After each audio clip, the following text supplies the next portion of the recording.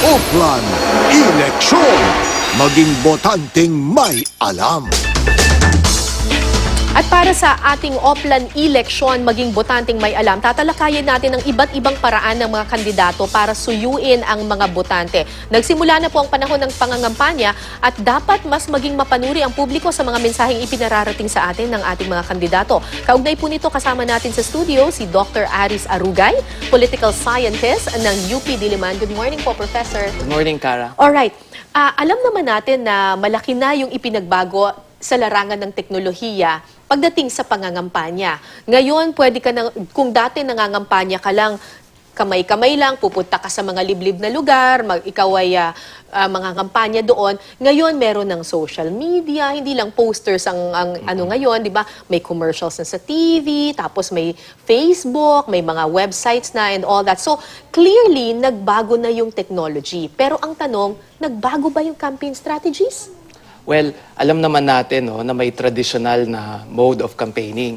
At dito pumapasok yung importansya ng political machine. Right. At kasama dito yung network, yung organization, at yung mga botante, sila yung parang mga recipients nung mensahe at dinideliver ng mga political operator o yung mga ward leaders yung boto.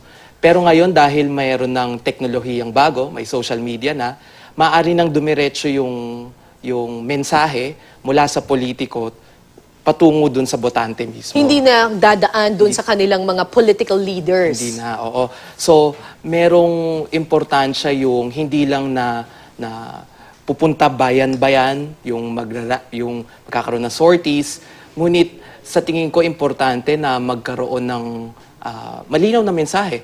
Lalo na meron na tayong teknolohiya at marami na ring mga Pilipino may access na sa telebisyon. So, tama bang sabihin na it's easier to campaign right now dahil nandyan na yung technology? Well, it's easier dahil meron ng wala nang gaps in terms of the time and the space, no. Pero mukhang nagiging mas mahal yung kampanya dahil ang laki ng budget na kinukuha ng media campaign at ang sinasabi ng mga campaign strategies ngayon, the political or the campaign strategy is the media strategy. So, mas madali ngayong maabot ng kandidato ang botante dahil sa teknolohiya, pero mas mahal din at I suppose mas malaki ang competition. Ngunit isipin natin, Cara, yung minsan yung mga television ads, dahil nga may ikli lang siya, 30 seconds, 1 minute, paano mo mapapagkasya yung mensahe tsaka yung mga issues mo, mga position mo sa issues, yung platforms mo, sa isang 30-minute or 30-second o 40-second na ad. So sa tingin ko, importante pa rin na medyo diversified yung campaign strategy mo, at targeted. So, ibig sabihin, diversified meaning you will still employ yung traditional campaign strategy na nagbabahay-bahay, nagbabara-barangay, tapos, meron ka pa rin political ad sa telebisyon, gagamitin mo pa rin yung social media, ganyan? Alam naman natin na may mga politiko na hindi na hinihintay yung official start ng campaign season para magbayan-bayan at maglibot-libot. At malamang may advantage siya doon sa larangan na yun. Pero isipin natin, Cara, hindi lang importante na maging aware yung mga botante that one is running for office. Kasi sa campaign strategy, importante yung conversion at yung sa tingin ko ito yung sa Filipino voter psyche, yung importante, yung endearment, yung role ng emotion, yung role ng emotional attachment ng isang botante sa isang politiko. Dito papasok yung importansya ng how the campaign is able to impart a message of sincerity. Kasi yung issues naman natin tuwing eleksyon, it's the same Pare-pareho yung problema, pare-pareho na yung mga kailangan tugunan ng mga issue. Ngunit, ang magiging, sa tingin ko, ang magiging key to success is who among these candidates are able to impart the message best. At doon papasok na makikita minsan mga botante na hindi naman ganun ka-sincere, manufactured medyo yung mensahe. Mas lamang ba yung kandidato na nakamayan yung mas maraming tao? Alam mo, o mas lamang yung kandidato na malakas sa social media, sa Facebook? Alam mo yung mga nakakamayan, I think it's a larger symbol of merong malasakit na puntahan yung bayan na So may na- effect pa rin yun. may effect pa rin lalo na sa mga siguro na non-urban parts of But the that's a really country. traditional campaign strategy. Indeed. Kaya lang ang problema kasi ang mga sabi ko nga mga Pilipino botante at mga Pilipino at large medyo uhaw sa government presence sa presence ng gobyerno. So ngayon at eleksyon, walang choice yung mga kandidato minsan para puntahan sila, makinig sa mga issues nila, sa mga problema nila.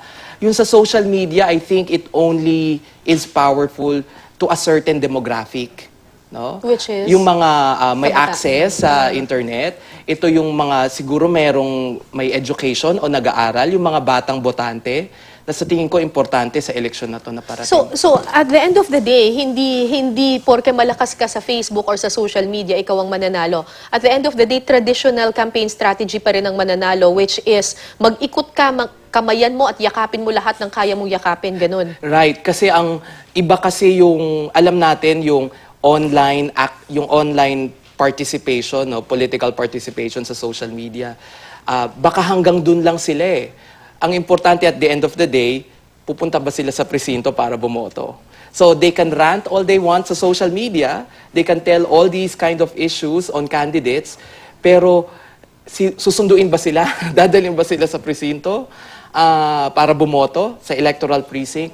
So social media can only help in raising awareness and maybe converting some of these young voters. But it's not a guarantee na iboboto ka. Yun nga Hindi nga siya garantiya na boboto sila. naboboto sila, no? Kaya nga importante I think, no, ang mensahe siguro nitong parating na electoral campaign is na hindi ko pa masyado nakikita sa mga politiko natin is to encourage people to vote.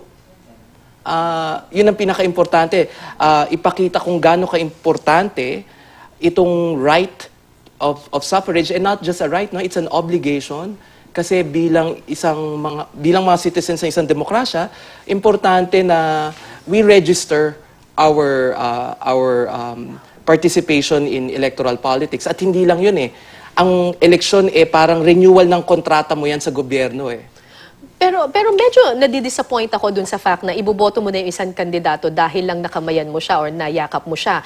Hindi mo naman na-process kung tama ba yung mensahe or yung plataforma nitong kandidato. Ano po ang analysis ninyo doon sa... Kasi sinabi ninyo, yes, yung medium nagbago na, marami ng iba't ibang campaign strategies, but the question is, yung content, Right. yung mensahe ng mga kandidato, napoprocess ba yan ng maayos ng mga tao? Pareho ba yan? Nagbago ba yan? Nag-mature na yan? Or traditional pa rin yan hanggang ngayon?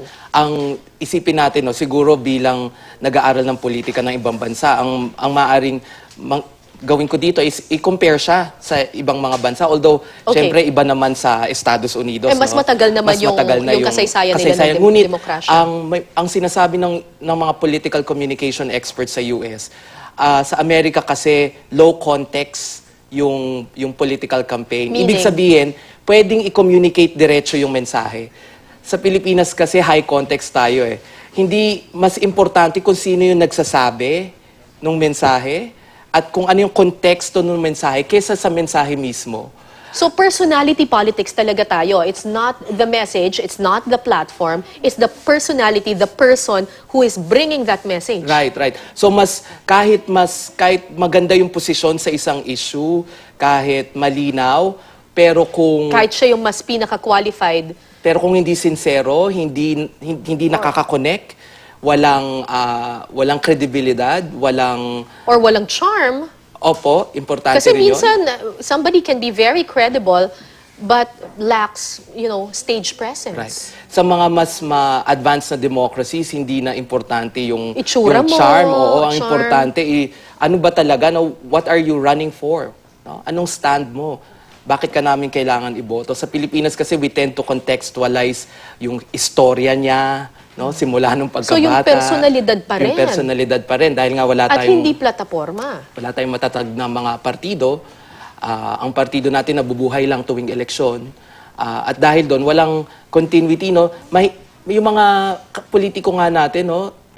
Very few of them really talk about yung kanilang track record. No? Parang yung track record, it's not a sure way of winning. Minsan nga, baka maparusahan ka pa because you have a track record. But because you cannot really charm or endear yourself to voters, nahihirapan kahit yung mga, even the most competent of politicians. So, halimbawa, itong nilunsan ng COMELEC na debates, ang titingnan dito ng mga botante, hindi yung sinasabi nung kandidato or gaano kagaling, kung tama ba yung sinasabi ng kandidato, kundi gaano siya kagaling magsalita, gaano siya kaganda, or gaano ka-charming on television or on stage. Hindi lang yung Kara, no? Minsan nga, ayaw pang makipagdebate ng mga politiko, no? Oo, Kasi oo. parang sa kanila, mas may cost yung pag-appear sa debate kasi baka mapurnada pa o kaya may masabi silang mali. Pero importante yung mga debates eh. Kaya sa tingin ko, kung ako yung politiko, ito yung oportunidad ko na kailangan kong gamitin. Kumbaga, at the end of the day, nanliligaw sila eh. Tapos yung mga debates, date yan eh. O kaya job interview yan eh. Na dapat silang sumipot. No? Okay. Dapat- Okay.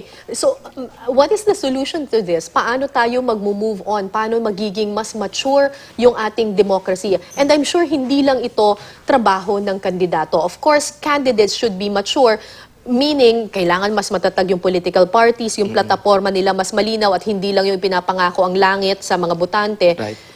Pero may obligasyon din ang botante. Meron, no? Sabi ko nga kanina, importanteng malagay sa isip o sa isip ng ating mga botante na responsibilidad ang pagboto at hindi Correct. lang ito karapatan. At dahil responsibilidad siya, marami dapat tayong gawin, maging mapanuri, mag-fact check, may internet na ngayon, pwede naman tignan, no?